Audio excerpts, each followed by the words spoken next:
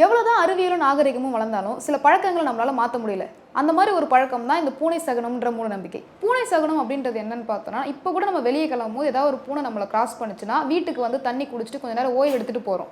அதை பேர் தான் பூனை சகுனம்னு சொல்றாங்க. இது அபசகுனம்னு நம்ம நினைக்கலாம். ஆனா இந்த பழக்கத்தோட பின்னணி கதை ரொம்பவே சுவாரஸ்யமா இருக்கும். அது என்னன்றதை வாங்க இந்த வீடியோல பார்க்கலாம். பழங்காலத்துல பார்த்தோம்னா தெருவிளக்குலாம் இல்லை, ஊருக்கு ஊர் மாட்டு வண்டி குதிரை வண்டி தான் இருக்கும். இரவு நேரங்களில் பயணம் செய்யும் போது பூனைகள் குறுக்குல போச்சுன்னா அதுங்களோட கண்ணு ரேடியம் மாதிரி மின்னும்னு சொல்லுவாங்க. ஆனா அதுங்களோட உருவம் தெரியாது, கண்கள் மட்டும் பளிச்சுன்னு மின்னும். அந்த கண்கள் வந்து சிறுத்தை புலி கூடயும் ஒத்து போகும். இதை பார்த்து அந்த குதிரையோ இல்லை மாடோ மிரண்டிடக்கூடாது. அந்த வண்டியை ஓட்டுறவங்க கொஞ்ச நேரம் நிறுத்தி அதுங்களுக்கு தண்ணி கொடுத்து ஓய்வெடுக்க வச்சு கூட்டிட்டு போவாங்க.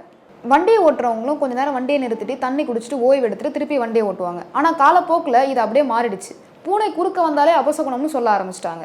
இனி இந்த மூட நம்பிக்கையை நம்ப வேண்டாம். பூனை குறுக்க வந்தாலும் வரலனாலும் மனசு திருப்தியோட செய்யற எந்த காரியமா இருந்தாலும் வெற்றியில முடியும் நம்புவோம். இதே மாதிரியான இன்ட்ரெஸ்டிங்கான வீடியோஸ்க்கு எங்களை ஃபாலோ பண்ணிக்கோங்க. இந்த வீடியோ பத்தின உங்களோட கருத்தை கமெண்ட் பண்ணுங்க. இந்த வீடியோவை உங்க ஃப்ரெண்ட்ஸ் அண்ட் ஃபேமிலிஸ்க்கு ஷேர் பண்ணுங்க.